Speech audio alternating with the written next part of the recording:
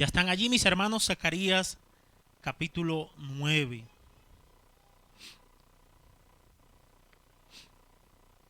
Dice la palabra: la profecía de la palabra de Jehová está contra la tierra de Adrat, sobre Damasco, porque a Jehová deben mirar los ojos de los hombres y de todas las tribus de Israel. También Amad será comprendida en el territorio de este. Tiro y Sidón, aunque sean muy sabias. Bien que Tiro se edificó fortaleza y amontonó plata como polvo y oro como lodo de las calles. He aquí el Señor la empobrecerá y herirá en el mar su poderío, y ella será consumida de fuego. Verás Calón y temerá, Gaza también y se dolerá en gran manera, asimismo Ecrón, porque su esperanza será confundida y perecerá el rey de Gaza, y Ascalón no será habitada. Habitará en Asdod un extranjero, y pondré fin a la soberbia de los filisteos. Quitaré la sangre de su boca y sus abominaciones de entre sus dientes, y quedará también un remanente para nuestro Dios, y serán como capitanes en Judá y Ecrón. En Judá y Ecrón será como el Jebuseo en Judá, y Ecrón será como el Jebuseo. Entonces acamparé alrededor de mi casa como un guarda, para que ninguno vaya ni venga, y no pasará más sobre ellos el opresor, porque ahora miraré con mis ojos. Vamos un poco más lentos. Alégrate mucho, hija de Sión, da voces de júbilo, hija de Jerusalén. He aquí, tu rey vendrá a ti, justo y salvador, humilde, cabalgando sobre un asno, sobre un pollino, hijo de asna. Y de Efraín destruiré los carros y los caballos de Jerusalén, y los arcos de guerra serán quebrados, y hablará paz a las naciones, y su señorío será de mar a mar, y desde el río hasta los fines de la tierra. Y tú también por la sangre de tu pacto serás salva. Yo he sacado tus presos de la cisterna en que no hay agua. Volveos a la fortaleza, oh prisioneros de esperanza. Hoy también os anuncio que os restauraré el doble, porque he entesado para mí a Judá como arco, e hice a Efraín su flecha, y despertaré a tus hijos, oh Sión, contra tus hijos, oh Grecia, y te pondré como espada de valiente, y Jehová será visto sobre ellos, y dardo saldrá como relámpago, y Jehová el Señor tocará trompeta, e irá entre torbellinos del austro. Jehová de los ejércitos los amparará, y ellos devorarán y hollarán las piedras de la honda, y beberán y harán estrépito como tomados de vino, y se llenarán como tazón o como cuernos del altar. Y los salvará en aquel día Jehová su Dios, como rebaño de su pueblo, porque como piedras de diadema serán enaltecidos en su tierra. Por cuanto, por cuanto es su bondad y cuanta su hermosura, el trigo alegrará a los jóvenes, y el vino a las doncellas. El Señor, mis hermanos, añada bendición a su palabra. Como les decía, mis hermanos, hoy continuamos con el estudio del capítulo 9, y con la ayuda del Señor espero, mis hermanos, que podamos terminar el capítulo 9. Pero antes de continuar con este estudio, mis hermanos, quiero recordarles que hace 8 días veíamos los primeros 8 versículos, y allí veíamos las descripciones que hacía el profeta acerca de las conquistas de Alejandro Magno.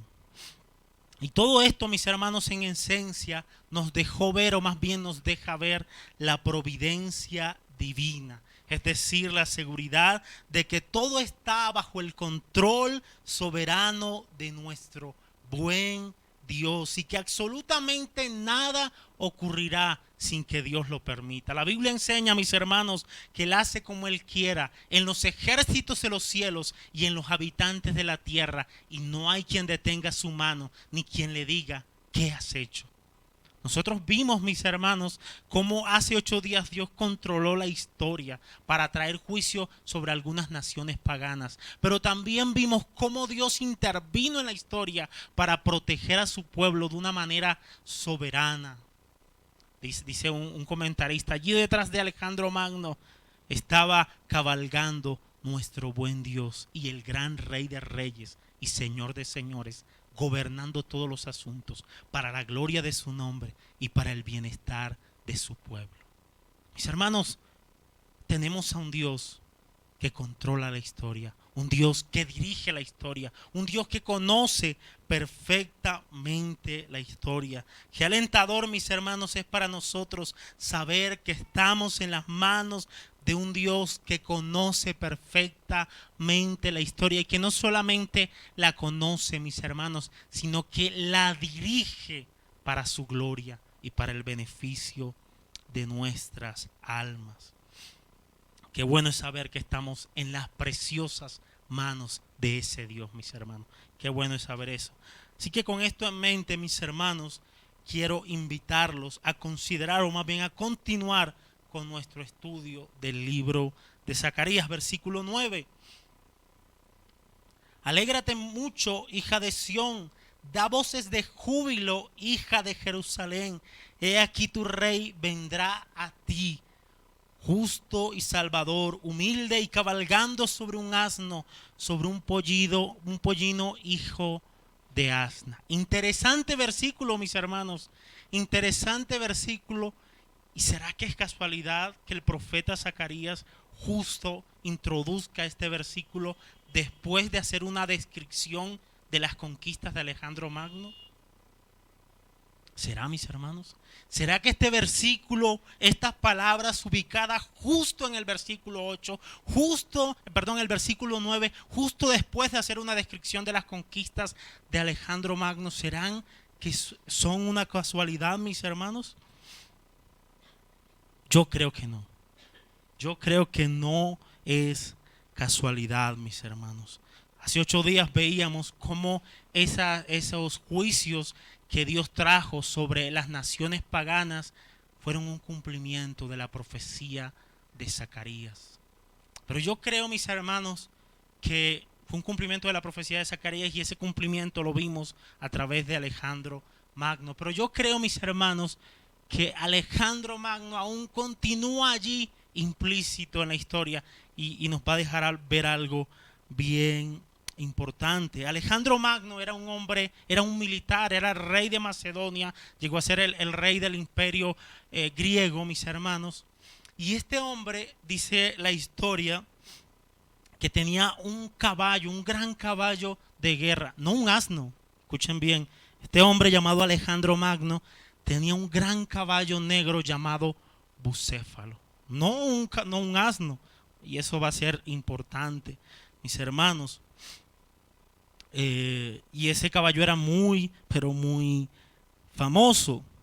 Bucéfalo, de hecho bucéfalo significa la cabeza de un toro. Dice que tenía la cabeza grande y que era un caballo más grande del resto, muy grande, más grande del resto de los caballos. Y dice la historia, mis hermanos, que cuando Alejandro Magno tenía aproximadamente unos 12, 13 añitos, vino un hombre a la casa de su padre, la casa del padre de Alejandro, que era Felipe, el rey de Macedonia, del norte de Grecia. Y este hombre vino con este caballo llamado Bucéfalo. Y dice la historia que vino con la intención de vendérselo. El asunto, mis hermanos, era que el caballo estaba muy costoso. El hombre pedía aproximadamente 2 o 3 veces más del precio normal de un caballo. Y además de eso, el caballo llamado Bucéfalo, ese gran caballo negro llamado Bucéfalo, mi hermano, además de eso, aparte de ser un caballo costoso, era un caballo salvaje. Dice que casi ninguno lo podía montar. Y mientras sucedía esta escena, mientras estaba este hombre ofreciéndole el caballo a su padre, estaba Alejandro con su madre allí escuchando y viendo la escena. Y dice la historia, mis hermanos, que Alejandro se burlaba de los adultos que no podían montar el caballo. Su padre Felipe lo regañó y Alejandro Magno no le hizo caso, sino que le dijo: yo puedo montar ese caballo. Y si no lo puedo montar siendo un muchachito, y si no lo puedo montar, yo lo compraré. Dice la historia que Alejandro Magno notó que este caballo se asustaba con su propia sombra. Así que le dio la vuelta al caballo, lo puso hacia el sol, de tal manera que el caballo no viera su propia sombra, saltó sobre el caballo y salió a correr. Diría mi esposa, como buen cachaca, chino berriondo.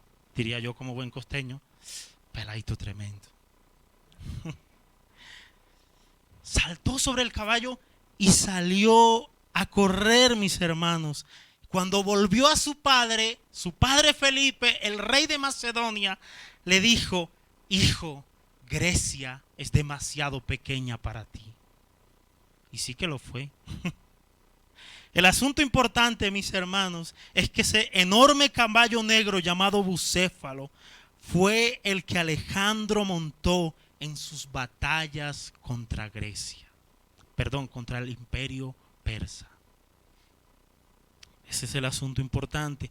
Así que tenemos al profeta Zacarías bajo inspiración divina en los primeros 8 versos del capítulo 9, mirando hacia el futuro, de manera particular hacia el tiempo de Alejandro Magno.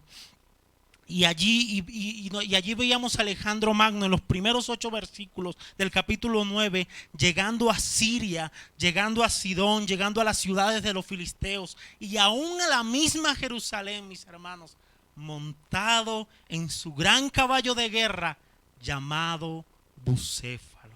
Pero ahora, mis hermanos, en el verso 9, el profeta Zacarías ve mucho más allá en la historia, de manera particular en el Nuevo Testamento, y ve a otro rey, escuchen bien, a otro rey montado no sobre un caballo de guerra, mis hermanos, sino sobre un ¿qué? Sobre un pollino de asna. Interesante, ¿notan el contraste, mis hermanos? ¿Notan el contraste entre Alejandro Magno montado en su gran caballo negro llamado Bucéfalo y entre el rey de reyes y señor de señores llegando a Jerusalén montado en un pollinito? ¿Notan el tremendo contraste? Sin duda alguna, Zacarías nos quiere mostrar un rey totalmente diferente a Alejandro Magno y a todos los reyes de la tierra. El rey del que nos va a hablar Zacarías, mis hermanos, es un rey muy, muy diferente, muy diferente. Este rey, mis hermanos, es descrito por el profeta Isaías en el capítulo 9, versículos 6, como admirable, consejero, Dios fuerte, Padre eterno, príncipe de paz. Wow, mis hermanos, sin duda alguna, el rey que nos va a describir Zacarías es un rey diferente al resto. Un rey diferente. Y este rey, mis hermanos, tiene algunas características bien interesantes que lo hacen también diferente. Miren la primera característica que tiene este rey: alégrate mucho, hija de Sión, da voces de júbilo. Además de esto, mis hermanos, Dios llama a su pueblo, llama a Israel a alegrarse y a regocijarse por la llegada, por la venida de ese gran rey. Pero como les decía, el texto nos presenta unas características de este rey. Dice: vendrá a ti como justo. Mis hermanos, este rey es un rey justo. Y esta palabrita, mis hermanos, este adjetivo, deja ver lo diferente que es este rey al resto de los reyes. Pregunta: ¿Alejandro Magno era un hombre justo? No, era un hombre malvado, era un rey, claro que sí, pero era un hombre malvado. Mis hermanos, de todos los reyes de la tierra, absolutamente de todos los gobernantes de la tierra, se pudiera decir que en algún momento han actuado de manera injusta, de manera indebida, de manera incorrecta. Pero de este rey, del rey del cual nos habla Zacarías, no se pudo ni se podrá decir que ha actuado de manera injusta. Este rey es un rey justo. Y eso lo hace diferente al resto de los reyes. Interesante. Además, la justicia, mis hermanos, es el fruto de nuestra salvación. ¿Recuerdan, mis hermanos, que era lo que tú y yo necesitábamos para ser aceptados delante del Padre? ¿No era la justicia de Dios?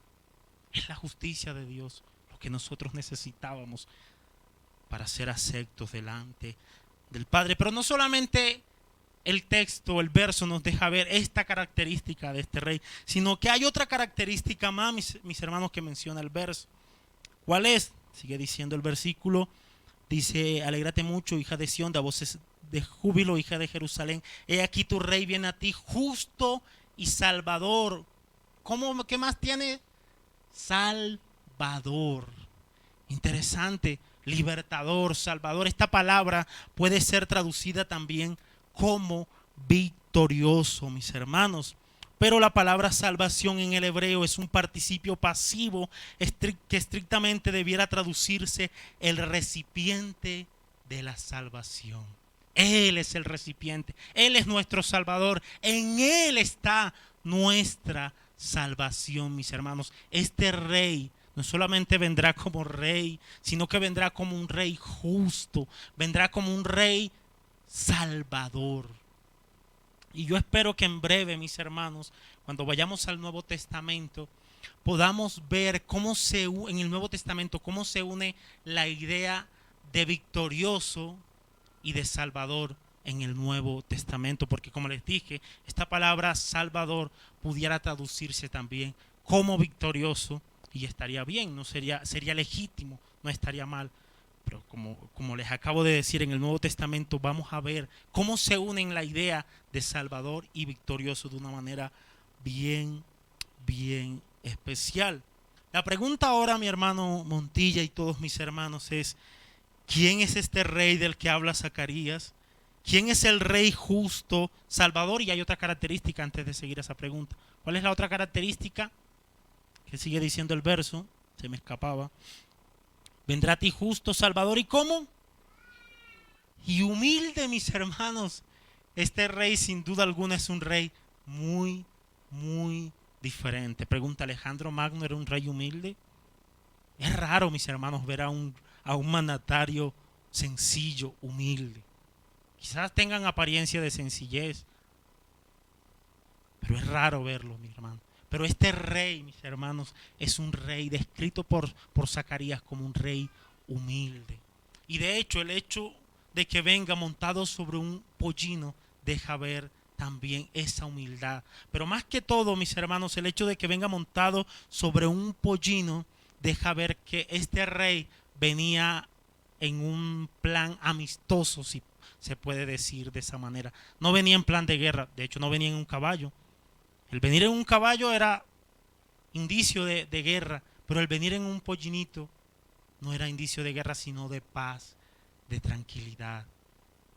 Interesantemente, mis hermanos, alguna gente importante en esa región también de hecho creo que actualmente lo hace, usaban los burritos para llegar a ciertas regiones.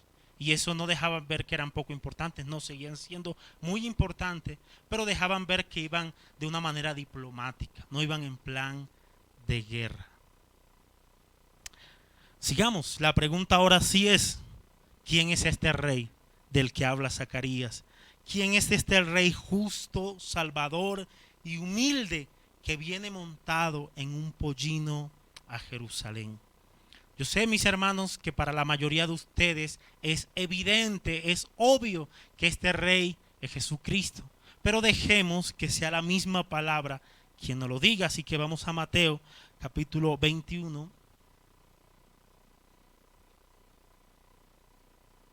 Mateo capítulo 21.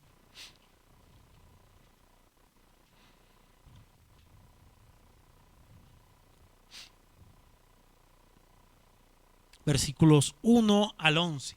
Dice: cuando se acercaron a Jerusalén y vinieron a Betfagé, al monte de los olivos, Jesús envió a 2 de sus discípulos diciendo: id a la aldea que está enfrente de vosotros, y luego hallaréis una asna atada y un pollino con ella, desatadla y traédmelos.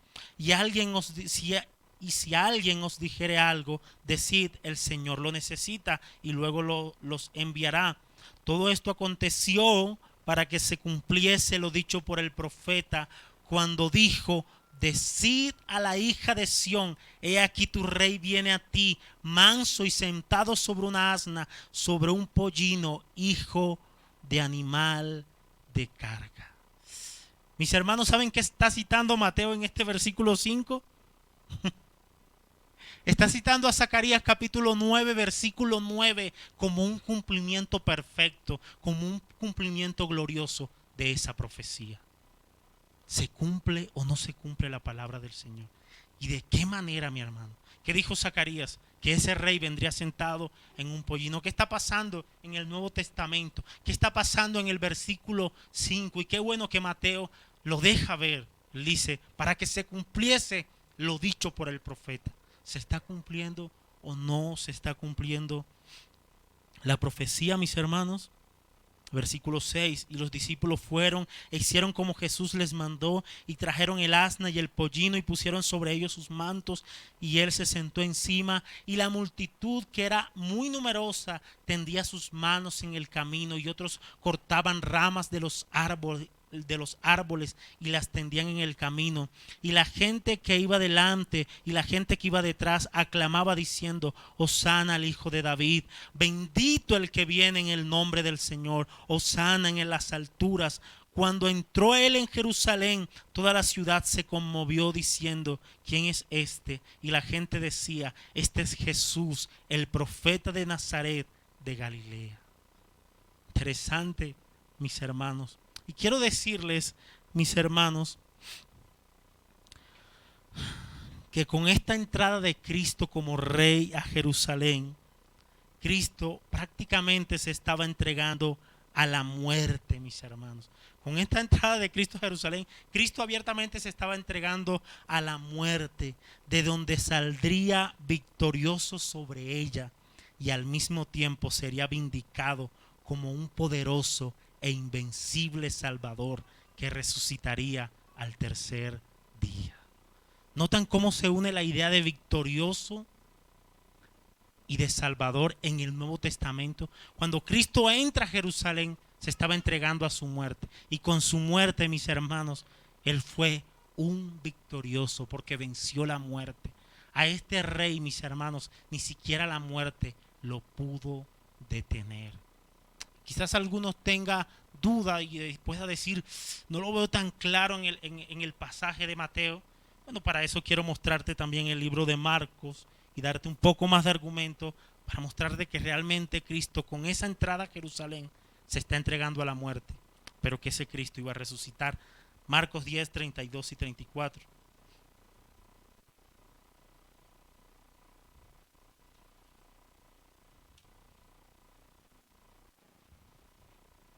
10, 32 y 34.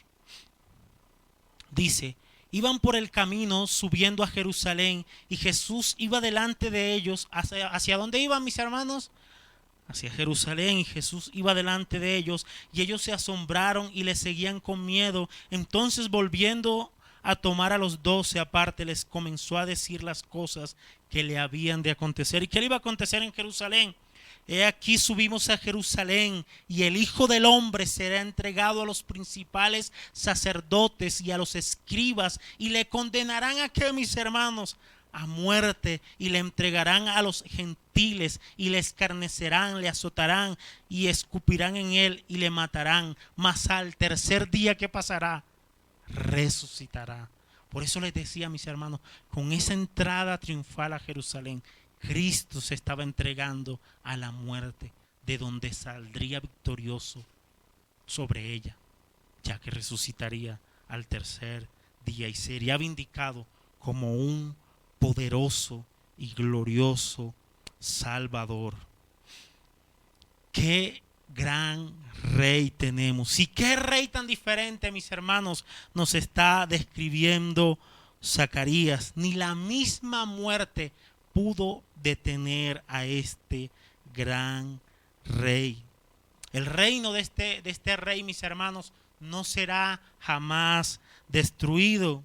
Como dice Daniel capítulo 2 versículo 44, y en los días de estos reyes, el Dios del cielo levantará un reino que no será jamás destruido, ni será el reino dejado a otro pueblo, desmenuzará y consumirá todos estos reinos, pero él permanecerá para siempre. O como también lo dice el evangelista Lucas en el capítulo 1 versículos 32 al 33, este será grande y será llamado Hijo del Altísimo. Y el Señor Dios le dará el trono de David su padre y reinará sobre la casa de Jacob para siempre, y su reino no tendrá fin. Sin duda alguna, el rey que nos está describiendo Zacarías es un rey diferente y es un gran rey. Este, mis hermanos, es el Rey de reyes y Señor de señores. Este es el Rey justo, salvador y humilde del que nos habla Zacarías. Qué gran Rey tenemos, mis hermanos. Aleluya. Versículo 10.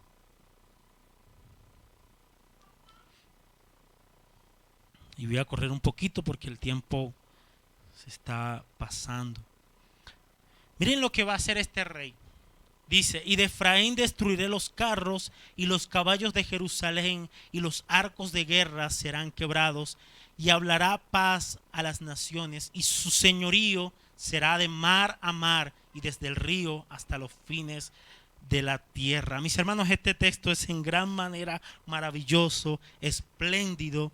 Y noten, mis hermanos, que el rey del que habla el versículo 9 viene a hacer algo, y lo deja ver este versículo 9. ¿Qué viene a hacer? Dice que viene a destruir los carros de guerra. Noten, bueno, los carros de guerra es evidente, son elementos de guerra, pero no solamente viene a su pueblo a destruir los carros de guerra, sino que más, los caballos de guerra en Jerusalén, pero también destruirá los arcos de guerra. Y esto indica, mis hermanos, que el conquistar de este rey no será por carros, no será por carros de guerra, por caballos de guerra, por los arcos de guerra, sino que el conquistar de este rey será por el poder del evangelio, asistido por el Espíritu de Dios. ¿Notan el rey tan diferente que nos está describiendo el profeta Zacarías?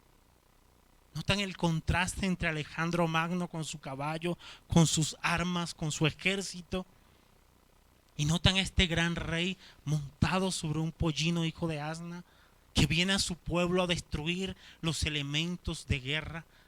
Porque el conquistar de este rey, mis hermanos, es diferente. Él no conquista por fuerza, él conquista con el poder del evangelio, asistido por el Espíritu Santo del Señor. Y dice el texto que viene como en son de ¿qué? De paz. Y hablará paz a las naciones. Este rey traerá paz. En vez de guerra, traerá paz a las naciones. Dice, y su señorío será de mar a mar, y desde el río hasta los fines de la tierra. Mis hermanos, el reino de este rey será un reino mundial. Mundial. Gente de toda tribu, lengua y nación un día adorarán ese rey que vino sentado en un pollino, hijo de asna. Aplicación, mis hermanos. El rey del que habla Zacarías no necesitó carros de guerra, caballos de guerra, arcos de guerra, ni ninguna arma física para conquistar los corazones de un grupo de colombianos que hoy estamos sentados en este lugar, adorando y exaltando a ese rey que vino sentado en un pollino, hijo de asna.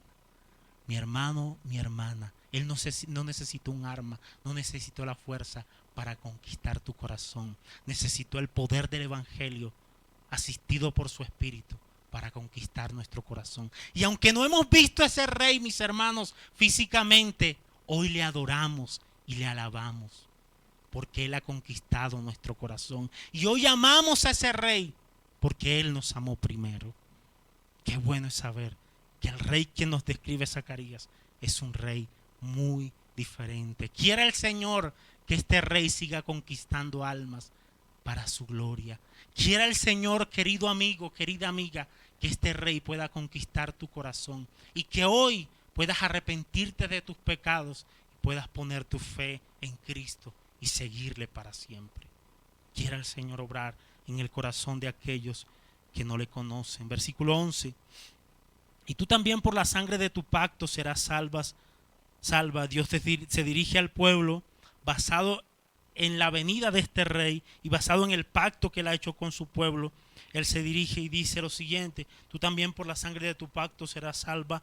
Yo he sacado tus presos de las cisternas en que no hay agua. Noten cómo expresa este verso la Nueva Traducción Viviente. Dice: debido al pacto que hice contigo, sellado con sangre, yo liberaré a tus prisioneros de morir en un calabozo sin agua.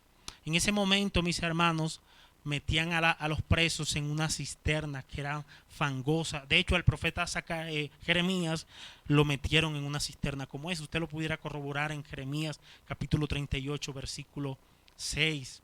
Pero la idea, mis hermanos, es que Dios, basado en la venida de este rey y en su pacto con su pueblo, Él iba a liberar a los presos de su pueblo. Mis hermanos, era necesario que Dios preservara a su pueblo. ¿Y por qué era necesario? Porque ¿de dónde vendría Cristo? De Israel vendría Cristo. Por eso era necesario que Dios preservara a su pueblo. Como dice la Biblia de Estudio Herencia Reformada, tenía que haber un Israel si tenía que venir el Cristo. Debía haber un Israel, porque Cristo venía de allí, de Israel. Versículo 12. Volveos a la fortaleza, oh prisioneros de esperanza. Hoy también os anuncio que os restauraré el doble. Noten cómo lo expresa la Nueva Traducción Viviente. Dice: regresen al refugio ustedes prisioneros que todavía tienen esperanza. Hoy mismo prometo que les daré 2 bendiciones por cada dificultad. Interesante, ¿no? Dios promete bendición sobre su pueblo. Dios había castigado justa y duramente a estas personas, pero en cumplimiento del pacto, por amor a su nombre, Dios recompensaría generosamente a su pueblo. Versículo 13, mis hermanos. El tiempo está corriendo tremendamente.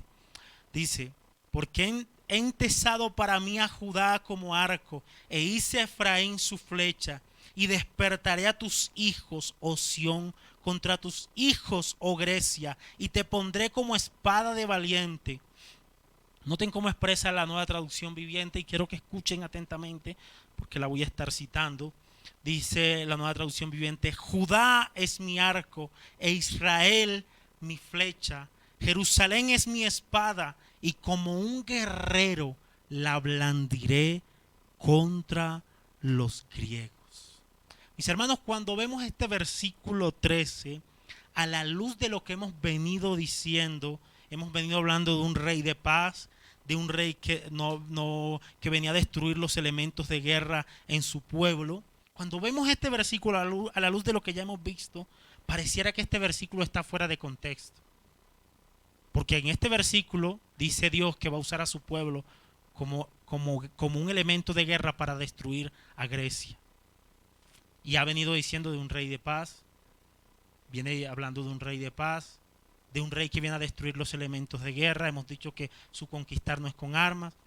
Parece contradictorio, parece fuera de contexto, pero esto solamente es una paradoja, una aparente contradicción, porque en realidad no se contradice. Y yo creo, mis hermanos, que hay una buena explicación para esto. Y no se las voy a decir con mis propias palabras, voy a citarles a un hombre llamado Jorge Adam Smith. Él dice lo siguiente: dice que frecuentemente en los capítulos del 9 al 14, para que lo tengamos en cuenta de ahora en adelante, frecuentemente en los capítulos del 9 al 14, primero se expresa un resultado y después se pasa a describir el proceso por el cual se logra. En los versículos 9, 10, 11 y 12 se habla de la venida de un rey y de los resultados del gobierno de este gran rey. Ahora en el versículo 13, mis hermanos, vamos a ver el proceso o lo que tuvo que pasar para que ese rey viniera y se pudieran lograr tremendos resultados, como ya lo hemos visto. Así que los invito, mis hermanos, a considerar ese proceso en el verso 13. Con la idea en mente, quiero que esto lo tengan en mente al mirar el verso 13, con la idea en mente de que era necesario que Israel permaneciera en pie para la venida de ese rey del que hablamos en el versículo 9. Así que pensemos un poquito en el versículo 13. ¿Qué dice el versículo 13? Quiero leérselos nuevamente. Versículo 13 dice: porque he entesado para mí a Judá como arco, e hice a Efraín su flecha, y despertaré a tus hijos, oh Sión, contra tus hijos, oh Grecia, y te pondré como espada de valiente. Quiero citar la nueva traducción viviente. Judá es mi arco, e Israel es mi flecha, Jerusalén es mi espada, y como un guerrero la blandiré. ¿Contra quiénes, mis hermanos? ¿Contra quiénes Dios dice que la va a blandir? Contra los griegos. Dios dice, mis hermanos, que va a usar a su pueblo contra los griegos. Y esa mención de los griegos, mis hermanos, nos hace pensar nuevamente en Alejandro Magno. Dice la historia, mis hermanos, que cuando Alejandro Magno murió a los 33 años de edad, en el año 323, su imperio fue dividido en 4 regiones, que son las siguientes: Macedonia y Grecia, primero; segunda región, Tracia o Asia Occidental; tercera región, Siria y Babilonia, gobernada por un hombre llamado Seleuco; cuarta región, Egipto al sur, gobernada por un hombre llamado Ptolomeo. Y esta parte histórica, mis hermanos, espero que el Señor me dé la gracia, porque es bien importante. Estas dos últimas regiones, es decir, Siria al norte, Siria y Babilonia al norte, y Egipto al sur, son bien importantes. Porque Siria está allá en el norte, mis hermanos, y uno de los generales gobernó allá, llamado Seleuco, allá en el norte. Y al sur gobernó un hombre llamado Ptolomeo. Y acá en el medio, ¿quiénes están? Israel, mis hermanos. Y estos dos generales, sucesores de Alejandro Magno, se estuvieron peleando a Israel por mucho tiempo. La dinastía de estos reyes, de los Seleucidas al norte y de los Ptolomeos al sur, gobernaron aproximadamente durante 300 años. Israel estuvo allí en el medio. Mis hermanos, yo no sé ustedes, pero es un milagro que Israel permaneciera en pie durante todo ese tiempo. Un milagro, mis hermanos. Un tremendo milagro. Porque a veces Israel caía bajo los reyes del norte, de los Seleucidas, y a veces Israel caía bajo los reyes del sur, los Ptolomeos. Interesante, mis hermanos. Pero estuvo así. Y algo más interesante, estos dos generales no tuvieron una relación amistosa entre sí. Así que cuando se peleaban entre ellos, ¿quién estaba en el medio? Israel. Pero no eran amistosos entre sí, y mucho menos eran amistosos con Israel, mis hermanos. Mucho menos eran amistosos con Israel. Para resumirles un poco la historia, cuenta la historia que un rey de los Seleucidas, es decir, de los del norte, de los reyes del norte, llamado Antíoco Epifanes, el cual vivió entre los años 175 y 163. Este hombre, mis hermanos, fue un ser despreciable, fue un ser malvado. Este hombre llamado Antíoco Epifanes, bajo pena de muerte, mis hermanos, prohibió la práctica de la circuncisión. Miren lo que prohibió: la práctica de la circuncisión, la observancia del sábado en el templo, y en el templo mismo levantó un altar a Zeus, al dios Zeus, y allí ofreció una marrana en el altar del templo, y tomó un caldo hecho de la carne de esta cerda o de esta marrana y la esparció sobre todo el templo. Qué grotesco, mis hermanos, para los judíos. Qué grotesco. Y a la par con estas prohibiciones, había este hombre llamado Antíoco Epifanes, había ordenado la suspensión de los sacrificios del templo y la destrucción de las escrituras. Mis hermanos, cuando usted lee el libro de los Macabeos, no como escritura inspirada, sino como una referencia histórica, se enterará de que muchos judíos murieron en esa época. Muchos judíos murieron en esa época, mis hermanos. Muchos judíos. Pero Dios preservó a su pueblo. De hecho, cuenta la historia que este hombre era tan malvado, mis hermanos, que cuando alguna de las madres decidía, por encima de la orden de este rey, decidía circuncidar a su hijo, este rey mataba al que lo circuncidó, mataba a la madre y mataba al niño y luego los colgaba. Y al que se le encontraba alguna porción de las escrituras, también lo mataba. O al que guardara el sábado, también lo mataba. Pero ¿saben algo, mis hermanos? Aún así hubo muchos judíos fieles al pacto, que siguieron guardando el sábado, que siguieron siendo fieles al pacto y murieron en esa época.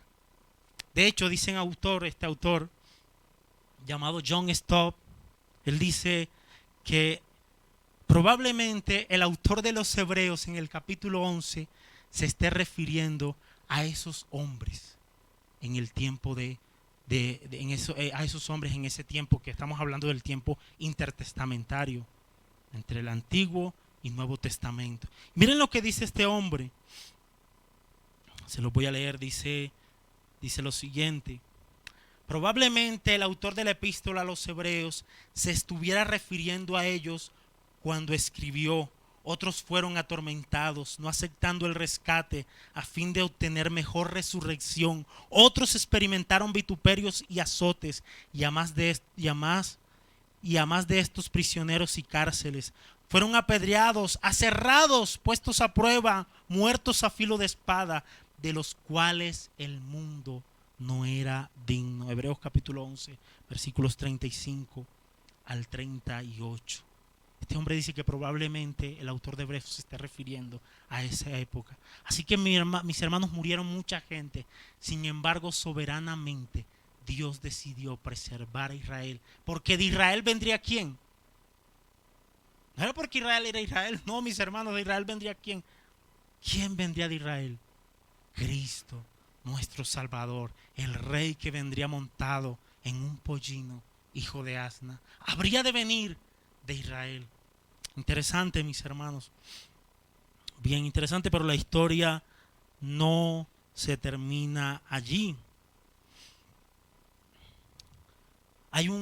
Siguió avanzando la historia, mis hermanos, y en el tiempo hubo un hombre llamado Matatías, un sacerdote llamado Matatías en la época de este Antíoco Epifanes. Y dice la historia que uno de los oficiales griegos se le acercó a Matatías, obligándole a que ofreciera sacrificios al dios Zeus.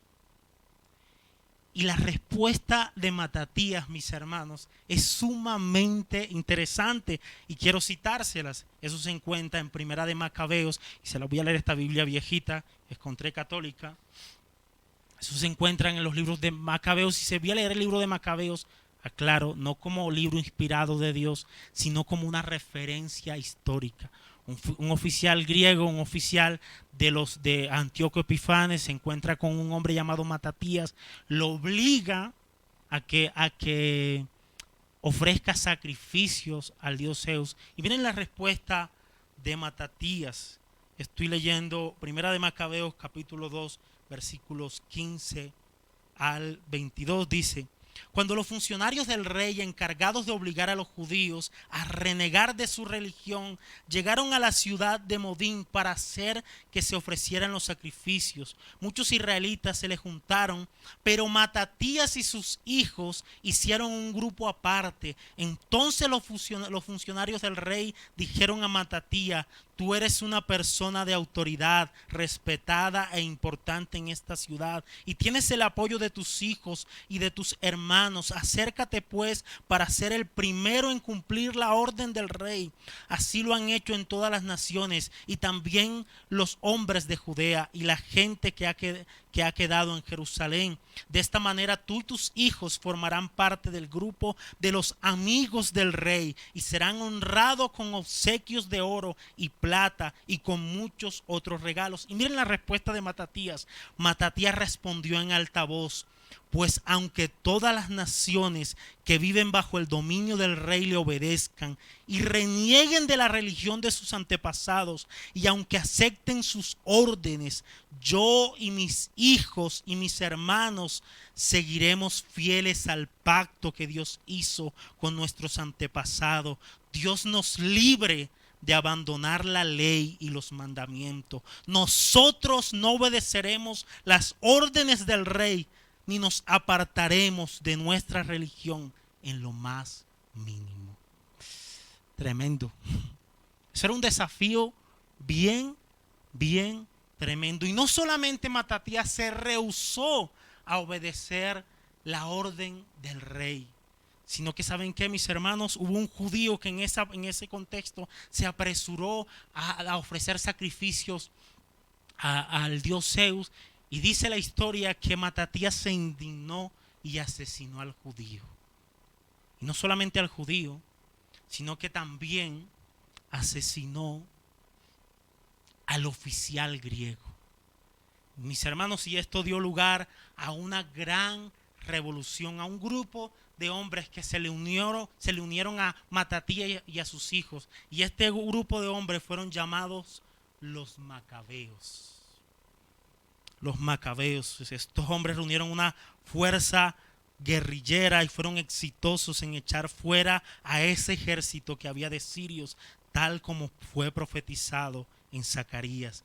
Y eventualmente tomaron Jerusalén y llevaron a cabo toda una ceremonia de limpiar el templo. ¿Quién era el que iba a usar el ejército de su pueblo? ¿Quién era el que iba a usar a su pueblo para vencer a los griegos? ¿Quién, mis hermanos?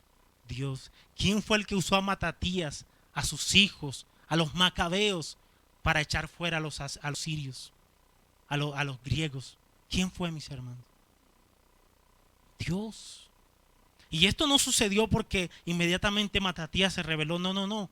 Dice la historia que Matatías y un grupo de judíos se fueron a las montañas. El ejército de los griegos, de manera particular, el ejército de Antíoco Epifanes, se enteró de eso y se fue allá a las montañas y encontró un gran número de judíos. ¿Saben qué hicieron ese gran número de judíos? Mis hermanos, no levantaron ni una sola piedra para defenderse. Solamente le recordaron a este grupo, a este ejército: están matando, están asesinando a gente inocente. Pero de igual manera los mataron. Matatías y su grupo y sus hijos se enteraron de esto y dijeron, Matatías dijo: no podemos entregarnos, porque si lo hacemos van a terminar destruyendo a todo Israel. Debemos defendernos. Y formaron un grupo llamado los Macabeos, los cuales Dios los usó para sacar a los griegos de esa región y para traer libertad a su pueblo. ¿Notan cómo se cumple la profecía, mis hermanos, en la historia? ¿Notan cómo Dios de una manera sorprendente, soberana? Porque cuando ustedes leen primera y segunda de Macabeos, notarán, mis hermanos, la manera tan sorprendente, milagrosa, que Dios como Dios guardó a su pueblo. Porque eran un ejército pequeño en comparación con los griegos. Sin embargo, Dios los protegió, Dios los guardó. ¿Y por qué los protegió? Porque ¿quién habría de venir de allí? El Rey de Reyes y Señor de Señores. ¿Notan el proceso, mis hermanos? ¿Notan el proceso? ¿Notan cómo Dios está organizando el escenario para la entrada del Rey que vendría montado en un pollino, hijo de asna? Ay, mis hermanos, el tiempo. Verso 14. Vamos a rápidamente. Verso 14. Y Jehová será visto sobre ellos, y su dardo saldrá como relámpagos, y Jehová el Señor tocará trompeta e irá entre los torbellinos. ¿Quién fue el que estuvo en medio de los Macabeos, mis hermanos? ¿Quién fue el que estuvo en medio de su pueblo? Dios. Dios fue el que peleó por ellos. Versículo 15. Jehová de los ejércitos los amparará. Estas personas, Matatías, sus hijos, mis hermanos, pudieron vencer en esas tremendas batallas solamente por la misericordia de Dios, solamente porque Dios los amparó. Les invito, no como libro inspirado, insisto, sino como referencia histórica, les invito a que puedan leer el libro de los Macabeos y noten las tremendas victorias que Dios dio a este pueblo, a estos hombres llamados los Macabeos. Jehová de los ejércitos los amparará, y ellos devorarán y hollarán las piedras de la honda, y beberán y harán estrépito como tomados de vino, y se llenarán como tazón o como cuernos del altar. Ellos solo pudieron vencer porque Dios los estuvo guardando, Dios los estuvo cuidando. Verso 16: y los salvará en aquel día Jehová su Dios, como rebaño de su pueblo, porque como piedras de diadema serán enaltecidos en su tierra. Noten cómo lo expresa la Nueva Traducción Viviente. En aquel día el Señor su Dios rescatará a su pueblo, así como un pastor rescata sus ovejas. Brillarán en la tierra del Señor como joyas en una corona. Una vez más, mis hermanos, fue Dios quien soberanamente decidió salvar a su pueblo de mano de los griegos para luego bendecirlos generosamente en la persona de Jesucristo. Versículo 17: porque cuanta es su bondad y cuanta su hermosura, el trigo alegrará a los jóvenes y el vino a las doncellas. Miren cómo lo dice la Nueva Traducción Viviente: qué espléndidos y hermosos serán los jóvenes, florecerán con la abundancia de grano, y los jóvenes con el vino nuevo. Todo esto será todo esto, mis hermanos, serán gloriosos resultados de la presencia del Señor en medio de su pueblo. Además de esto, mis hermanos, este es un lenguaje metafórico para indicar la época de prosperidad y bienestar que vendrá el día que Jehová actúe para salvación. Conclusión. Para terminar, solo quiero decirles que es muy bueno saber que tenemos un Dios que conoce la historia perfectamente. Pero qué bueno es saber que nuestro Dios dirige la historia para llevar a cabo sus propósitos. Y todo esto lo hace para la gloria de su nombre y para el beneficio de su amado pueblo. Qué gran bendición es ser parte del pueblo del Señor. Dios les bendiga y les guarde.